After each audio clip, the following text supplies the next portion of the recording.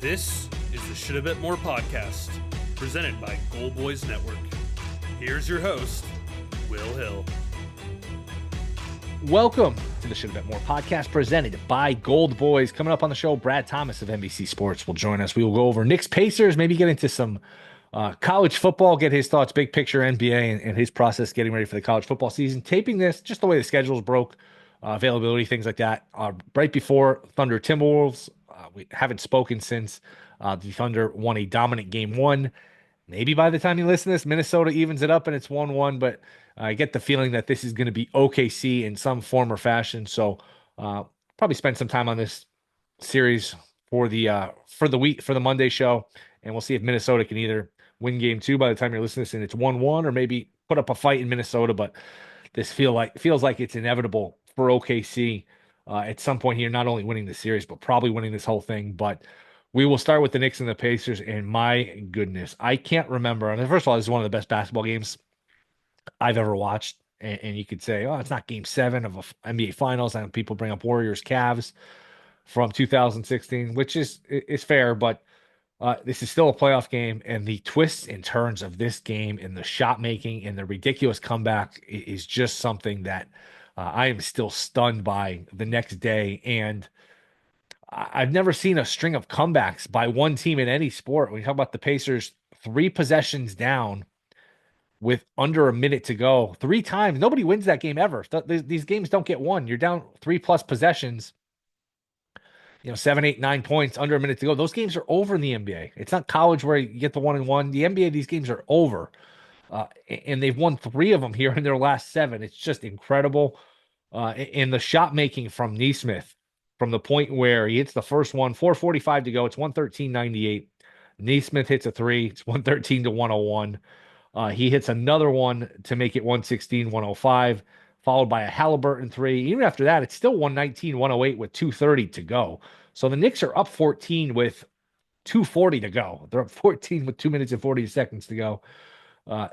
Brunson misses. Nesmith hits another 3. It's 8 with 2:04 to go. Siakam splits a pair of free throws. Brunson layup makes it a 9-point game with 58 seconds to go. So 9-point game, 58 seconds to go. India inbounds it. Gets down to 51 seconds. So really a 9-point game with 51 seconds. And Nesmith hits another 3. It's 6. Now you're not even, at least for me, I don't think anybody's watching this game saying, the Pacers are going to win. You're thinking the line's 4.5. All right, maybe the Pacers can cover now. Maybe the spread's in jeopardy. If you laid it with the Knicks, you're starting to get a little nervous. Towns makes a layup, 123-115. 34 seconds to go. Nesmith hits another 3, 123-118. After all of these threes, after all of this ridiculous 3-point shooting, it's still a 5-point game with 34 seconds left. Eventually at 29 seconds left, Brunson with the turnover. Siakam gets the steal. That's the this was after this was the challenge scenario, which I was surprised they overturned it. I thought Siakam had a good part of the jersey there. I didn't think there was enough to overturn, and this review took forever too. I mean, it felt like a good 10 minutes of real time without actually playing. And if you can't decide in 10 minutes or however long it took, it's not obvious. It shouldn't be overturned. I thought that was a rough call for the Knicks. 123-118 turns into 123-121 as Nesmith. It's another 3. And this is when Towns splits the free throws, make it a 3-point game, and then the Knicks start fouling. They start fouling with 12 seconds left. I thought that was too early. You're just leaving the door open for things to go badly. And things did go badly, but things almost went really badly. Brunson somehow doesn't throw the ball away. He throws it basically into no man's land. It just bounces around in the middle of the floor, which was very unusual that there wasn't somebody there to pick it off from Indy. Eventually he goes to Anunoby. He splits the free throws. So now you're playing the foul game, except when you miss one, now it's a 2-point game. Now you can't play the foul game anymore. And then the shot from Halliburton. And this is just such a wild sequence where down 2, Halliburton fakes like he's going to go for the tying bucket, goes for what we think is a 3, ball bounces up, and then there is this 3 or 4 second stretch where you go through this wave of emotions watching the game. You think the game is over and the Knicks won because it's a missed shot as the ball goes up in the air. How that ball went so high up in the air and came down and went in, I've never seen a ball go that high and come back down and go through the hoop. So you're thinking the Knicks won because the ball goes in the air, it's off the rim, no good. Knicks win. The Knicks are up 1-0. Then it goes through the net, and you're thinking the Pacers won because it's a game-winning three, and you're losing your mind that way, thinking the Pacers stole the game and hit a game-winning three. And then there's the other turn where his foot's on the line, and we're going to overtime. And even in overtime, Knicks are up four, and then there really should have been a goaltend to make it a 6-point game. Wasn't called. The other end, the Pacers hit a three. It's a 1-point game. Then the Pacers took over from there. Brunson was not great at the end of this game. Airballs a three at the end. Uh, Pulls a lot of his shenanigans to get to the line. He did get a bunch of free throws. And look, he scored 43 points. Can't kill him too much, but whew, what a wild game. Again, one of the best games I've ever seen. One of the craziest games I've ever seen. Was rooting for the Knicks. If you have the Knicks, if you're a Knicks fan, there obviously has to be some concern about rebounding from this game and blowing a game like this, blowing it at home. I think they'll be okay. I think they'll win game two. I'm not rushing here to lay the 5.5. We've seen this before where teams lose game one at home. They usually win game two and win it comfortably. I would lean towards laying the 5.5, but again, I'm talking about two teams that are, in my mind, are dead even. Do we really want to lay 5.5 with two even teams? I would expect the Knicks to win. If I had to take it or lay it, I would lay it, but I don't feel great about it. Not enough to bet, I don't think. But adjusted series price, DraftKings has Pacers minus 165, Knicks plus 145. I mean, I picked Knicks in 7. I don't see any reason to jump off it. I mean, you did break serve here if you're Indy. That's a huge step forward. And now if you're the Knicks, you obviously have to win one on the road to win this thing, which is not impossible. Although, if you look back last year when these teams met in the playoffs, the home team won the first 6 games. The only home loss was the Knicks in Game 7 when they ran out of bodies. So after the home team winning 6 games in a row between these two, the road team has now won 2 in a row. The Pacers have won 2 in a row in the Garden.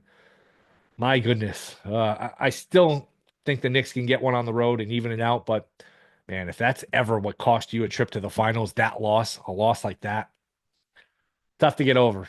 Tough to get over. Not that I think they're live to win a championship, realistically, if it's them versus OKC, but whew, that's as bad as it gets. And it wasn't a lot of it wasn't on them. They did have the one turnover up 5 with 20 something seconds to go, but for the most part, it was just great shot making by the Pacers. You can say this though.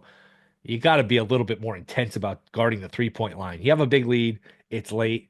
You know what? Give them layups. Force them to take mid-rangers. Force them to go to the hoop. You can't just give them these wide open threes time after time. And what a performance from Neesmith. 8 of 9 from 3, 5 in the last few minutes. They scored 23 points in their last 9 possessions from the 3:23 mark of the fourth quarter on. So with 3:23 left in the fourth quarter, 9 possessions, 23 points. That is nearly impossible. That is basically perfect basketball.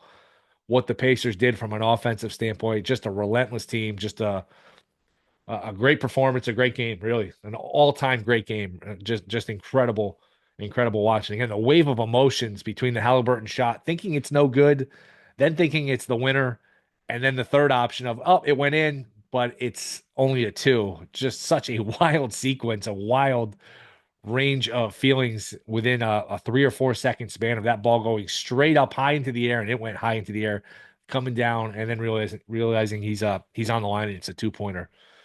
Wow. Again, I'll still stick with Knicks in 7. It would be a lean towards the Knicks minus the 5.5 in game 2, but Knicks better win game 2.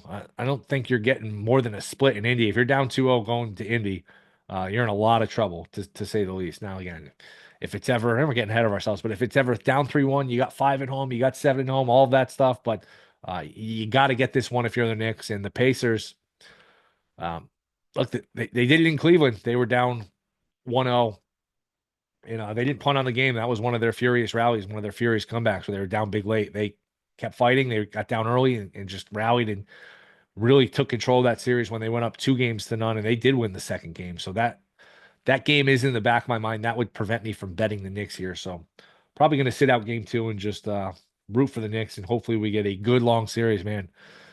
We get another 5 or 6 games like we got in game 1. We're looking at a tremendous series. I do think we'll get one. I mean, there's the whole Halliburton in the Garden thing, and he went to the choke sign, obviously thinking he had won. That would have been awkward if they had lost that game in overtime. And really, Knicks had control in overtime again, which is going to get forgotten. Up four, should have been up six. Bad call with the goal. You can't complain too much if you're the Knicks because Brunson got to the line a bunch of times when it was questionable. But I thought they got a rough call with the non-goaltend, and they got a rough call on the review. So can't blame the refs, though. Can't blame the refs. You were up 14 with 2 minutes and change left. You're up 9 with 50 something seconds left. You're up 5 with 20 something seconds. I mean, you got to win the game. You got to figure out a way to win the game. And I thought Thibodeau again went to the foul game much too early. But all right, 6, 7 seconds left. I believe in the foul, but 12, 13 seconds left. That's just too early. Too much crap can happen. Too much bad stuff can happen. And bad stuff did happen. Pacers lead 1-0. So we'll see what Brad Thomas thinks about this, get his thoughts. NBA, some college football. What's his process like getting ready for the season? What has he learned so far in his process? Some teams to look for. So that is going to be next. We'll talk to Brad coming up. This is Should Have Bet More podcast. All right, Should Have Bet More podcast. We are back. You can catch him at NBC Sports. He joins us once again, talk a little NBA. Maybe if we have time, some college football. It is Brad Thomas. Brad, what's going on, man? A wild game one. I am still in shock here. A number of hours later. How'd you enjoy the game and what's going on? How are you? The game was insane. So I had two bets from the game that I gave out on NBC, and it was Karl Anthony Towns rebounds was one of them I want to talk about. He had 5 rebounds in the second quarter, right? And by halftime, and then didn't get a single rebound in the third quarter. And I thought I was dead to rights. 11.5 is what we needed, and grabbed 3 rebounds within the first 3 minutes, and then just kind of phased off. I'm like, well, this sucks. The only way I get it is if he goes to overtime. And now I'm rooting for Neesmith to keep shooting, keep stroking it. I also thought I live bet Neesmith points over at halftime. And this is one of the most wild cashes ever because I go and check my bet slip and I clicked Nimhard, and Nimhard is on the bench. And I'm like, well, the only way I cash either of these is if it goes to overtime, and both hit. I was like, oh my God. The game was crazy too because I had a strategy, and I put this in Discord, that I wanted to bet the Pacers to win the series, but I couldn't justify plus 145, plus 150. I wanted them to lose game one, and then we would have got like a plus 175, plus 185.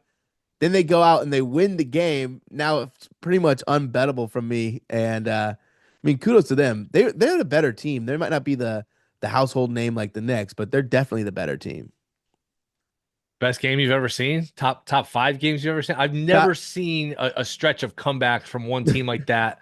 That's about as crazy a comeback individually as you'll ever see. 14 with 2 change to go, 9 with 50 seconds to go. And the yes. fact that this has happened 3 times in their last 7 games where they're down 3+ possessions with under a minute left. You never see these wins, and they've done it 3 times. It's stunning. It really is.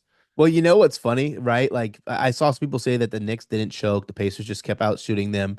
But like there was still some pretty bad clock management by the Knicks late at the end of the game that's going to go unnoticed. Like taking shots with like 10 seconds left No. in the shot clock. I don't care if you have a break. When a team's just out there shooting threes and draining threes, and you're giving them the ball back with extra time on the clock, that gives more possessions.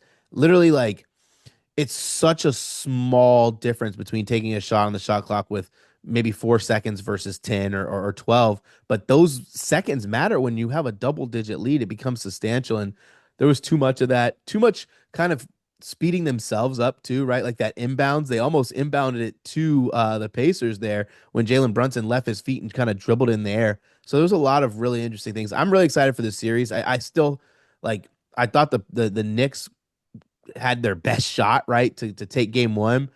I just don't know how they not how they rebound. Like I think this is one that maybe goes 7, but I just don't realistically buy into them winning the game, winning the series. Yeah, and I don't know that Brunson pass. That was when they were up 1 before Anunoby got fouled, and he split the 2 free throws. Their final possession of regulation. I don't know how that pass didn't get to anyone. Like, where was everyone? Because Yeah, he threw it in the middle of the field. It's almost like a pass in the NFL getting tipped and being over the middle field and just landing yeah. somehow. Because usually there's bodies there, and it's somehow they were very lucky for it to go to a Nick. And I don't know how you felt. I'm a big believer in foul up 3. I think these teams are overthinking it, though. They're starting it too early. When there's 12, 13 seconds Way left, too early. there's just so much that can go wrong once you start. Like, first of all, the Pacers defend inbounds really well.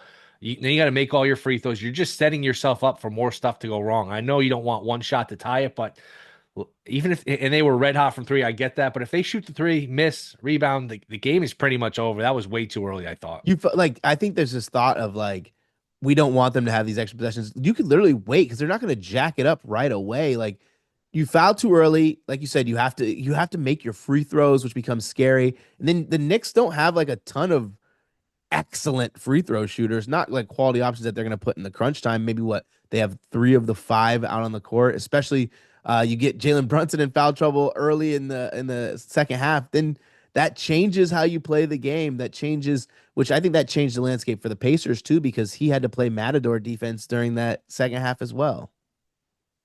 Game two here. Knicks laying 5.5. The team that usually the team that loses game one at home bounces back and wins game two, wins it comfortably. Yeah. That being said, to me, these teams are dead even. I don't love the idea of laying 5.5. Total is 227. Do you have anything for game two? It's been kind of crazy. I don't know if you've noticed this, but the teams that have in these playoffs, the teams that have lost game one at home, that they've been 5.5 point favorites. Like, it's just been that's like the precedent that's been kind of set. I'd probably still go with the Pacers, or at least like look at Pacers team total, because the Pacers were interesting last night. They had started out shooting like 70% from the field. Then they go through this terrible lull and then score 20 plus points in 2 minutes. Their team total was dead to rights. And then they covered it even before overtime with no issues. So I'd probably look at their over, maybe if you can find a 10.5, because I think this entire series is going to be really high paced. And like, even looking at it like from a defensive perspective, Mitchell Robinson's probably going to play less minutes. You saw that they were taking Miles Turner out more frequently because the ability of both these teams to shoot and the ability for them to stretch the floor, which you don't want a Mitchell Robinson, you don't want a Miles Turner who's going to be ineffective, and they're going to go after them. So I think we're going to see a lot of high scoring games in this series. Adjusted series price at DraftKings. Pacers minus 165, Knicks plus 135. Is there a bet there? I mean, if you like the 5.5, you take the Knicks and then hope you steal one of the two, and then you could play the other side. But this is really not enough to get enough value unless you're making a really massive bet, and then you can find yourself in a hole. I liked Pacers before, but I don't like them with the minus sign in front of them. Not like, even being up one game, you still have to play the second game, and I don't think that they're going to win 2 straight games in Indiana. Correct series score. Pacers in 6 plus 320, Knicks in 7 plus 350. That was my pick before the series. Pacers to sweep plus 475. I don't think that's going to happen, but hey, if you steal game two and all of a sudden 3 and 4 at home, Yeah. I don't see that. But Pacers in 5 is 5-1, Knicks in 6 plus 650, Pacers in 7 is 7-1, and then the Knicks to win the next four and gentlemen sweep and win in 5 is plus 950. If you had to bet one of those, which one would you bet? Yeah, for my NBC Sports article before the series, I went Pacers in 6, and I think this just feels even better if you bet Pacers in 6, right? So I'd probably go that route. Any player props you're looking at from a game to game basis? I know you mentioned you had Towns over rebounds. You can bet this stuff so many different ways. Points leader for the series, threes leader for the series. There's so many different ways to attack it. Rebounds leader. Any player props you're going to be looking at here for game two? This was an interesting game because Karl Anthony Towns' line was 11.5 for rebounds. And had Jalen Brunson not gotten foul trouble, Karl Anthony Towns clears that with ease, right? But then when you bring in Mitchell Robinson and they have to do a double big, then Mitchell Robinson starts eating some rebounds. I'd probably go with Mitchell Robinson under 7.5 rebounds in the next game.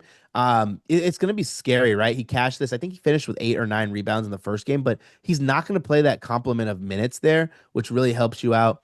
I didn't look at any of the series numbers just because I think that this series is pretty good with cooks in the kitchen in terms of points and threes, but I don't know. I look at this Neesmith number. I wonder, like, his points number. I wonder, like, what's this going to be series by series, because it's 13.5. He was an 11.5 guy last series, 13.5, maybe 12.5. I'd probably go Aaron Neesmith. It looks like they're trusting him a lot, especially giving him free range from threes. Pretty good 3-point shooter. 13.5, about minus 105. Even money is probably be another prop that I'd play in this game.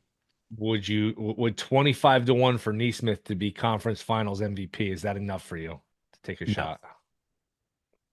No, because he won't have another game like that. And then at the end of the day, like Neesmith had such a fantastic game, yet all anybody talked about was Tyrese Halliburton, right? Like Tyrese Halliburton hit the shot for them to go to overtime, which to a lot of people trumps all of those threes that Neesmith made building up to that. Yeah, I probably would need more than 25 to 1, but 8 of 9 from 3 is is a hell of a start. And I Insane. still can't believe just that. It was like watching replay. I mean, he just kept coming down, pulling up and knocking him down. It was just such an insane ending, such a crazy stretch. And after all of these made threes, there was one point where I think the Pacers hit like maybe 5 threes in a row. They're still down 5, and the Knicks still had the ball with like 20 seconds left. So you still needed you needed a miracle to cut it to 5, and Yep. then you needed a miracle after that.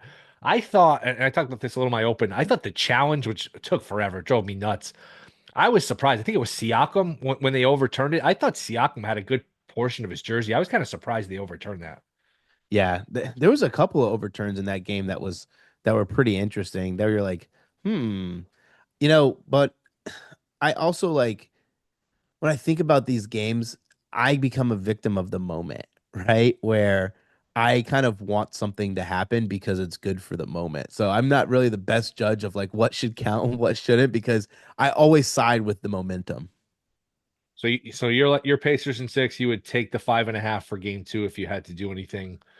Um, I haven't talked much about Thunder T Wolves just because wake me up if the Timberwolves are going to be competitive, we'll see. But I've been just of the belief, and I picked OKC in 6, and I thought that was optimistic. We'll see. We're recording this before game 2. Is OKC just going to dust everyone in their path and hold up the trophy here in a few weeks? Listen, I what 2 months with the season, like 2 months of the season left to go. I bet Thunder to win the West, and I put a very substantial bet on it.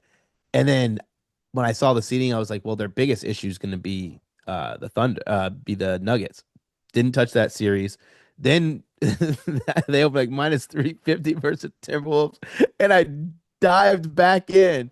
I just thought that price was stupid. Like they should have been -5, -450 to win the series against the Timberwolves. Like I just think this okay, like let's think about this. Like you take the best shot from the Timberwolves is what? Like what's their best shot like to beat them? Anthony Edwards goes for like 30 plus, but then you have like a Randall 20 plus. Now you're talking about you need to have the role players have big games while also turning the Thunder over and limiting quality possessions. It's just so much that has to go right. Where I think on the other side of the ball, the Thunder with the way the Timberwolves offensive makeup is they could just eliminate Anthony Edwards and it like ruins Minnesota's chance. Anthony Edwards only took 13 shots in that first game. And like I went back and did a individual analysis of Anthony Edwards shot attempts and shot quality looks. Like I'd say like of the 13, 10 of them well, he took okay, we'll do 12 because I think he took a half court shot. So we'll do 12 shots, not including the half court shot. Like 9 of the 12 shots were quality looks, but like you're only shooting the ball 12 times in a game. I know it got out of hand. It's just they were eliminating him. They were playing really physical. Even when Gobert and others were coming to set the screens, they were fighting over the screens, not letting him shoot it from deep. The game plan was fantastic. What other teams, right? Like in the NBA, have a Caruso and a Dort that you can just send at him all game. And those two guys, not only good defensive players, but high motors, both of them fighting through screens. And also, that's how you get Rudy Gobert into foul trouble, right? Like he's coming to set these lazy. I'll add to this in a second, but I want to readdress address that later. But he sets these screens, and now you have two guys just throwing at Anthony Edwards. He's not getting a ton of clean looks. It's just a big heroic effort after having a series against who'd they play last series? Golden State. Against Golden State, where it was another grinded defensive battle. It's just a lot of work on Anthony Edwards' part. But talking about Rudy Gobert, offensively, it would be so much better if Gobert stopped setting these lazy screens. I don't know if you've ever paid attention to it.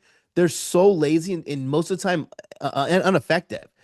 Some of that is on the ball, the ball handler, right? Like you take too long or you go too early, but like he's massive, right? Like set quality screens, get in place.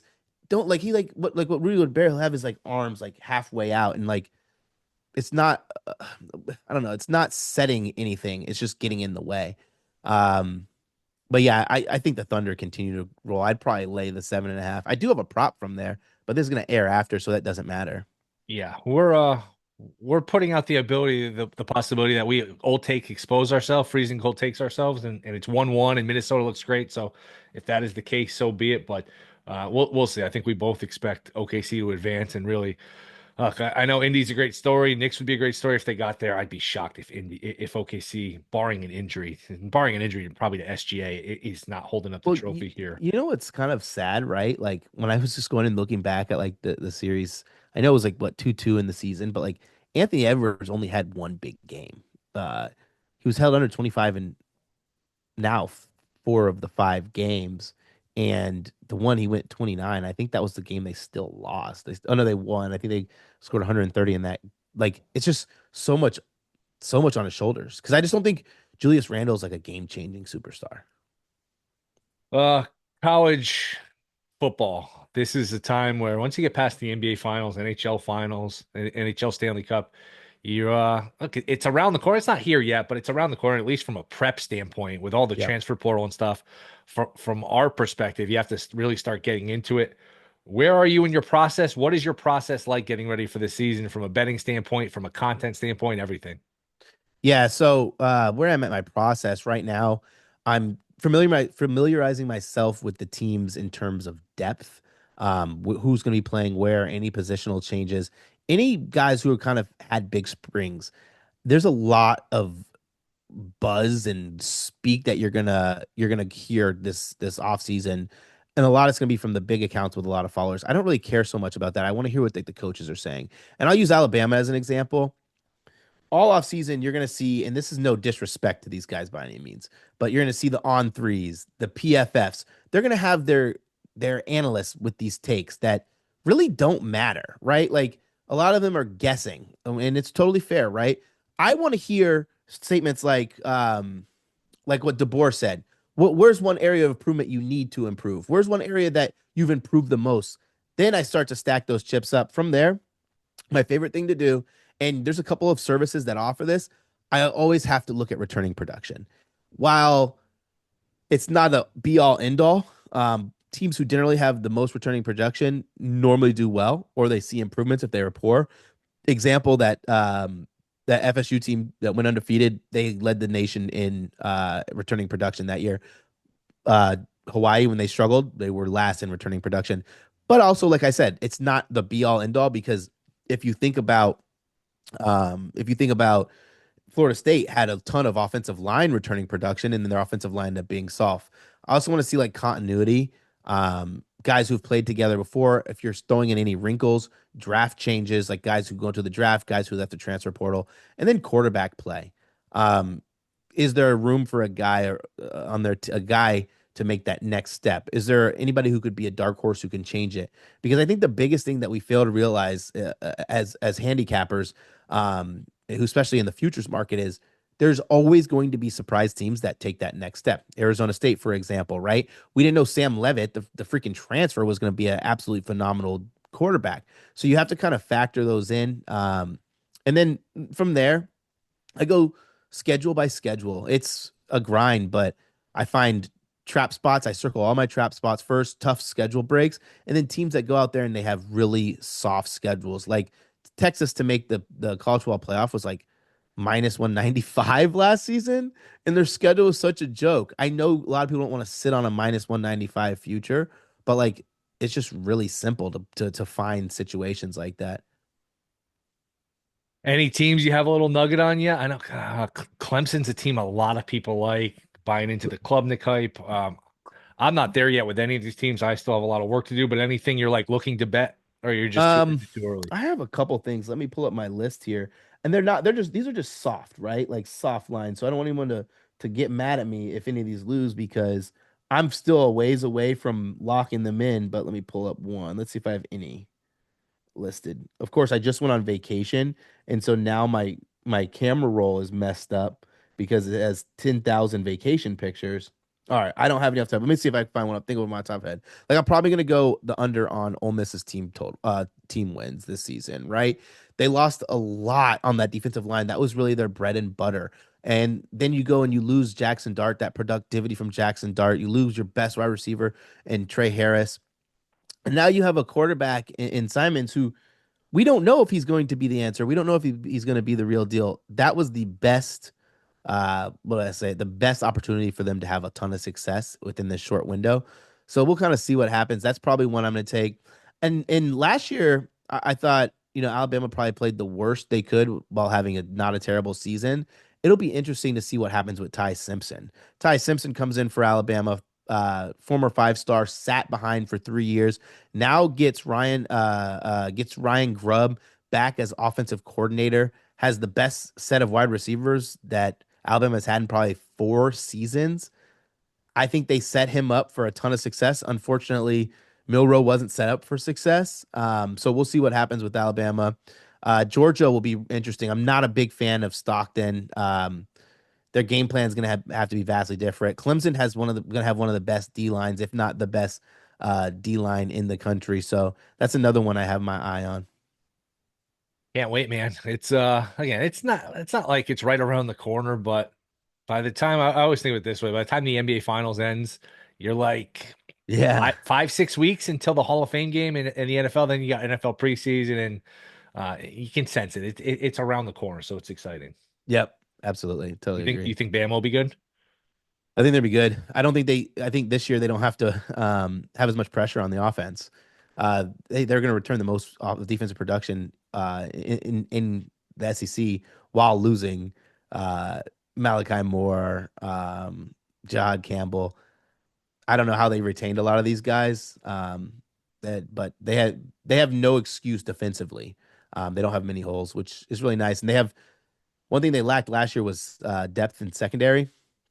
Now bringing in Cam Calhoun over, Zayvon Bryan's going to be there. They also did well getting Deshaun Lee to stay committed and come to Alabama, another 5-star with length. It's going to be weird, though. I will say this. This is want to be one of the longer secondaries I've seen in a college football team. Doesn't always translate well. If DeBoer loses 3-4 games this year, is he on the hot seat already? Is that possible? No. Okay. I don't think he becomes on the hot seat until year 2 of Keelan Russell, Gatorade Player of the Year, his hand-selected 5-star quarterback. I mean, that will be, if he loses games with probably going to be the best quarterback to ever play at Alabama. Yes, he's going to be, the seat's going to be scorching hot. They might only give him like half a season if Keelan Russell starts and they start off losing 2 games before halfway through the season. And that's what he's coming next year? He's already here, but he's a true freshman. I highly doubt they're going to put a true freshman in there. Not one with that high of a ceiling. Interesting. Brad, this was awesome, man. Let everyone know where we can find you. Yeah, you can find me on X at Mr. Brad Thomas. You can also check out any of my work, NBCSports.com. Once again, this college football season, we'll have our college football show, which is on the NBC Sports website and YouTube channel. Brad, appreciate it, man. We'll do it again soon. Thanks for having me. All right, rate, review, subscribe. We'll be back Monday. Enjoy your Memorial Day. See you then.